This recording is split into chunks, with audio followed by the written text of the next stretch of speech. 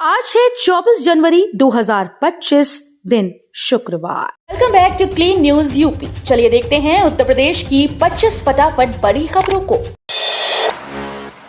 UP के इस medical college में जल्द मिलेंगी एम्स जैसी सुविधाएं। गोरखपुर सहित पूर्वांचल के लोगों के लिए खुशखबरी है। जल्द ही बीआरडी मेडिकल कॉलेज में एम्स जैसी सुविधाएं मिलेंगी, क्योंकि इस मेडिकल कॉलेज को इंस्टीट्यूट बनाने की पहल शुरू हो गई।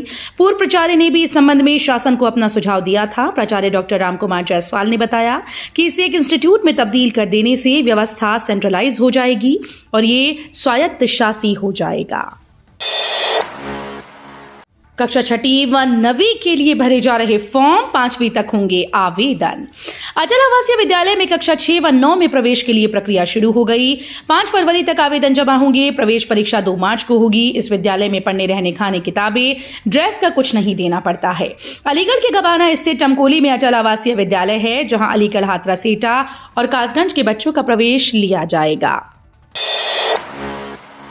मुजफ्फरनगर और हरिद्वार तक जुड़ेगा गंगा एक्सप्रेसवे। सीएम योगी ने सर्वे को दी मंजूरी। राज्य मंत्री स्वतंत्र प्रभार कपिल देव अग्रवाल ने मुख्यमंत्री योगी आदित्यनाथ से गंगा एक्सप्रेसवे को वाया मुजफ्फरनगर हरिद्वार तक जोड़ने की मांग की। मुख्यमंत्री ने इसके लिए सर्वे कराए जाने को लेकर सहमति प्रदान की। अभी तक गंगा एक्सप्रेसवे प्रयागराज से मेरठ तक बनाया जा रहा है। यूपी में विद्यार्थियों को जल्द मिलेगी छात्रवृत्ति। सीएम योगी ने दिए निर्देश, खातों में आएगा पैसा।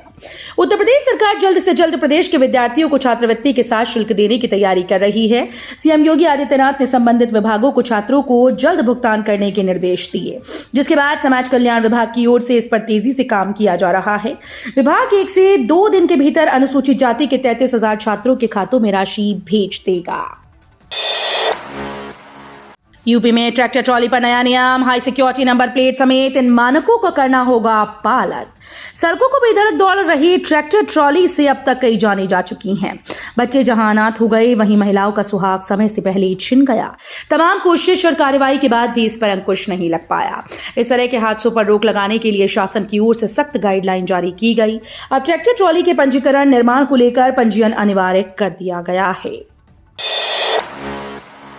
लखनऊ में 26 जनवरी को 52 सेकंड के लिए थम जाएगा पूरा शहर। उत्तर प्रदेश की राजधानी लखनऊ में 26 जनवरी को पूरे शहर में एक साथ राष्ट्रगान होगा। सुबह 10 बजे 52 सेकंड के लिए पूरा शहर थम जाएगा और शहर के सभी चौराहों पर एक साथ रेड सिग्नल होगा। इसके लिए 5 मिनट पहले सायरन बजाया जाएगा। इसके लिए शहर के हर चौराहे पर पुलिस का एक नोडल अधिकारी भी होगा। राष्ट्रगान का प्रसारण LED screen, public announcement system और स्मार्ट सिटी क्षेत्र सहित शहर के विभिन्न हिस्सों में तैनात आईजीएमएस के माध्यम से पूरे शहर में किया जाएगा। महाकुंभ में हर दिन बन रहा आस्था की डुबकी का रिकॉर्ड। प्रयागराज में चल रहे महाकुंभ का बुधवार को 11वां दिन था। बड़ी संख्या में लोग संगम स्नान के लिए घाटों पर उमड़ रहे हैं। अब तक महाकुंभ में 10 करोड़ से ज्यादा श्रद्धालु आस्था की डुबकी लगा चुके हैं। प्रयागराज में डुबकी लगाने वाले श्रद्धालुओं का आंकड़ा 10 करोड़ को पार कर चुका है। अकेले गुरुवार को दोपहर 12 बजे तक करीब 30 लाख लोगों ने महाकुंभ में आस्था की डुबकी लगाई। अब होटल में कमरा लेना नहीं आसान, पहले जमा कराना होगा ये अहम दस्तावेज, निर्देश जारी। होटल्स में ठहरने वाले हर व्यक्ति की आईडी अनिवार्य रूप से ली जाएगी। बिना आईडी किसी को भी रूम नहीं दिया जाएगा।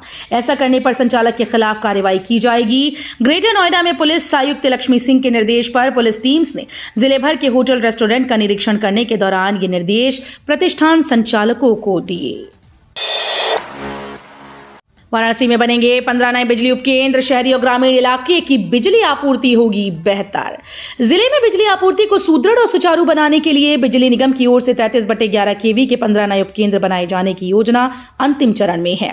इसमें 7 उपकेंद्र शहरी क्षेत्रों और 8 उपकेंद्र ग्रामीण इलाकों में स्थापित किए जाएंगे। इन नए उपकेंद्र बनने के बाद जिले में उपकेंद्रों की कुल संख्या 100 हो जाएगी। दिल्ली, नोएडा, गाजियाबाद से महाकुंभ तक के लिए चल रही हैं सीधी बसेस। महाकुंभ मेले के लिए दिल्ली के आनंद विहार, गाजियाबाद के Kaushambi bus depot, Sahibabad bus depot और नोएडा ग्रेटर नोएडा डिपो से रोडवेज बसेस 24 घंटे उपलब्ध हैं। ऐसे में आप किसी भी समय बस से ट्रेवल कर सकते हैं। बता दें कि नॉर्मल किराया, डीलक्स, सुपर डीलक्स और एसी सहित सभी प्रकार की बसेस का किराया अलग अलग है।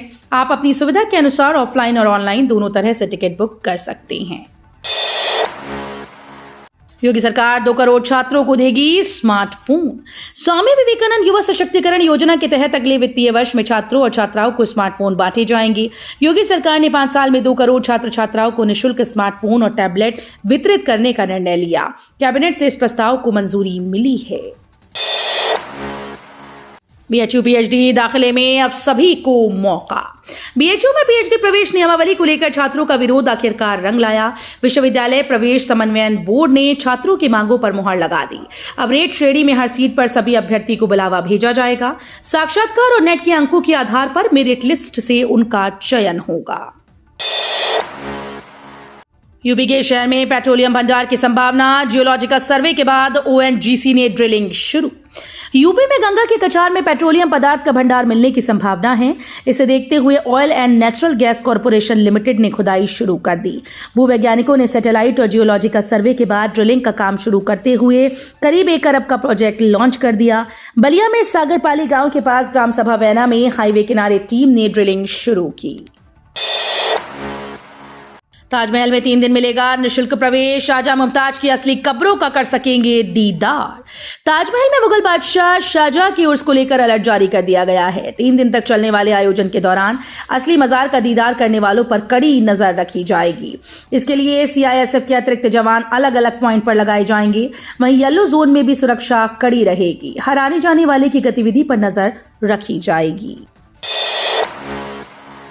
मस्जिद में तेज लाउड स्पीकर बजाने में 2 इमामों पर केस। पुलिस ने पहले भी दी थी वार्निंग। संभल के ईदगाह और कुरैशियान मस्जिद में तेज आवाज में लाउड स्पीकर बजाने के मामले में पुलिस ने 2 इमामों के खिलाफ केस दर्ज किया। दरोगा संजय कुमार की ओर से दर्ज कराए गए मामले में बताया गया कि 21 जनवरी को ईदगाह व कुरैशियान मस्जिद में मानक से अधिक तेज आवाज में लाउड स्पीकर बजाया जा रहा था। इसको लेकर दोनों इमामों को पहले भी कई बार लाउड स्पीकर को कम आवाज में बजाने के लिए हिदायत दी गई थी। गोरखपुर विश्वविद्यालय में शिक्षकों की 158 पदों पर होगी नियुक्ति। गोरखपुर विश्वविद्यालय में विभिन्न विभागों में शिक्षकों की 158 पदों पर नियुक्ति की जाएगी। इनमें स्थायी विभागों के लिए 102 शिक्षकों की नियमित भर्ती की जाएगी। स्ववित्त पोषित पाठ्यक्रमों के लिए 56 असिस्टेंट प्रोफेसर की नियुक्ति संविदा पर होगी। इसके लिए ऑनलाइन आवेदन की अंतिम तिथि 28 फरवरी निर्धारित की गई। यूपी दिवस पर 6 लोग यूपी गौरव सम्मान से होंगे सम्मानित। उत्तर प्रदेश की राजधानी लखनऊ में गुरुवार को प्रदेश सरकार के पर्यटन और संस्कृति मंत्री जयवीर सिंह ने लोक भवन में एक प्रेस कॉन्फ्रेंस आयोजित की। इस दौरान उन्होंने यूपी दिवस के अवसर पर आयोजित होने वाले कार्यक्रमों और आयोजनों की जानकारी साझा की। उन्होंने बताया कि यूपी दिवस आज से 26 जनवरी तक मनाया जाएगा, जिसमें विभाग की ओर से विभिन्न कार्यक्रमों, प्रदर्शनी और अन्य आयोजन किए जाएंगे। नोएडा ग्रेनो एक्सप्रेसवे की 45 किलोमीटर सड़क सिक्योरिटी फीचर से होगी lace. Noida greater Noida expressway के 45 किलोमीटर सड़क को सिक्योरिटी फीचर से लैस किया जाएगा। ये सिक्योरिटी इंडियन रोड कांग्रेस मानकों के आधार पर किया जाएगा। प्राधिकरण की ओर से consultant company regional centre for urban and environmental studies ने नोएडा ग्रेनो एक्सप्रेसवे सेक्टर 14 स्थित गौतम बुद्ध नगर गेट से सेक्टर 150 नोएडा तक का सर्वे कर 2 दिन में अपनी रिपोर्ट तैयार कर दी। कांग्रेस नेता राहुल गांधी के खिलाफ केस दर्ज करने के लिए याचिका दायर। राहुल गांधी पर देशद्रोही बयानबाजी करने का आरोप लगाते हुए हिंदू शक्ति दल के राष्ट्रीय अध्यक्ष की ओर से सीजेएम कोर्ट में याचिका दायर की गई। याचिका में राहुल गांधी के खिलाफ देशद्रोह का मामला दर्ज करने की मांग है। मिडिल क्लास को बड़ा तोहफा देने की तैयारी में मोदी सरकार। आगामी 1 फरवरी को पेश किए जाने वाले केंद्रीय बजट 2025-26 में नौकरी पेशा लोगों को बड़ी राहत मिल सकती है। दरअसल सरकार नई कर व्यवस्था में अहम बदलाव करने की योजना बना रही है। इसका ऐलान आम बजट में किया जा सकता है। बता दें कि नई कर व्यवस्था को एक डिफॉल्ट व्यवस्था के रूप में निर्धारित किया गया है, यानी टैक्स पेयर ने अगर नई और पुरानी कर व्यवस्था में से कोई विकल्प नहीं चुना है तो वो स्वतः नई कर व्यवस्था में चला जाएगा। क्यूआई कोड से एंट्री, जमीन से लेकर आसमान तक सुरक्षा के कड़े इंतजाम। गणतंत्र दिवस समारोह की सुरक्षा को चाक चौबंद बनाने के लिए कई मुख्य पॉइंट पर क्यूआर कोड से एंट्री का प्रावधान किया गया। चूंकि इस बार ड्रोन हमले का खुफिया अलर्ट है, इसलिए समारोह स्थल को एंटी ड्रोन सिस्टम से लैस किया जा रहा है, जबकि कर्तव्य पथ से लेकर पूरे परेड मार्ग पर निगरानी रखने के लिए सेना के हेलीकॉप्टर गश्त करेंगे। वक्फ की तर्ज पर बनाया जाए सनातन बोर्ड, मौलाना शहाबुद्दीन ने संतों की मांग का किया समर्थन। ऑल इंडिया मुस्लिम जमात के राष्ट्रीय अध्यक्ष मौलाना शहाबुद्दीन रजवी ने कहा कि महाकुंभ मेले से साधु संतों ने सनातन बोर्ड के गठन की मांग पर अपनी आवाज बुलंद की है। ये मांग सबसे पहले मथुरा के देवकी नंदन ठाकुर ने की। मौलाना ने सनातन बोर्ड के गठन का समर्थन करते हुए कहा कि केंद्र सरकार को वक्फ बोर्ड की तर्ज पर सनातन बोर्ड का गठन भी करना चाहिए। मौनी अमावस्या पर चलेंगी 150 मेला स्पेशल ट्रेन, हर 4 मिनट पर मिलेगी सवारी गाड़ी। महाकुंभ 2025 की शुरुआत 13 जनवरी को पौष पूर्णिमा के स्नान के साथ हो गई। मकर संक्रांति के अमृत स्नान पर्व पर लगभग 3.5 करोड़ श्रद्धालुओं ने पवित्र संगम में स्नान किया। अब तक 9 करोड़ से अधिक श्रद्धालु महाकुंभ में स्नान कर चुके हैं। महाकुंभ के सबसे बड़े स्नान पर्व मौनी अमावस्या के लिए तैयारियां जोरों पर हैं। प्रयागराज रेल मंडल ने भी मौनी अमावस्या के दिन करोड़ों की संख्या में आने वाले श्रद्धालुओं के लिए 150 से अधिक मेला स्पेशल ट्रेन चलाने की योजना तैयार कर ली है। गणतंत्र दिवस परेड में विशेष अतिथि के रूप में शामिल होंगी यूपी की 10 लखपति दीदी। राजधानी दिल्ली में गणतंत्र दिवस परेड पर उत्तर प्रदेश स्वयं सहायता समूहों की 13 दीदियों को विशेष अतिथि के रूप में कर्तव्य पथ पर प्रतिभाग के लिए उत्तर प्रदेश से आमंत्रित किया गया। उप मुख्यमंत्री केशव प्रसाद मौर्य ने कहा कि देश की दिल्ली में गणतंत्र दिवस परेड कार्यक्रम में विशेष अतिथि के रूप में कर्तव्य पथ पर प्रतिभाग के लिए समूह की दीदियों को आमंत्रित किया जाना उत्तर प्रदेश के लिए गौरव की बात है। लखनऊ, कानपुर समेत कई शहरों में सुबह शाम बड़ी ठिठुरन, 24 घंटे को लेकर मौसम विभाग का अलर्ट। यूपी में फिर एक बार मौसम ने करवट लेनी शुरू कर दी। प्रदेश के कई शहरों में मौसम के तीनों रंग दिख रहे हैं। वहीं लखनऊ और कानपुर समेत मध्य यूपी के कई शहरों में सुबह शाम ठिठुराने वाला मौसम दिन में गर्म हो जा रहा है। मौसम विभाग के अनुसार इसकी वजह पश्चिमी विक्षोभ और हवा के रुख में बार बार बदलाव है। अगले 24 घंटों में ज्यादातर शहरों में अधिकतम और न्यूनतम तापमान में गिरावट आने का पूर्वानुमान है।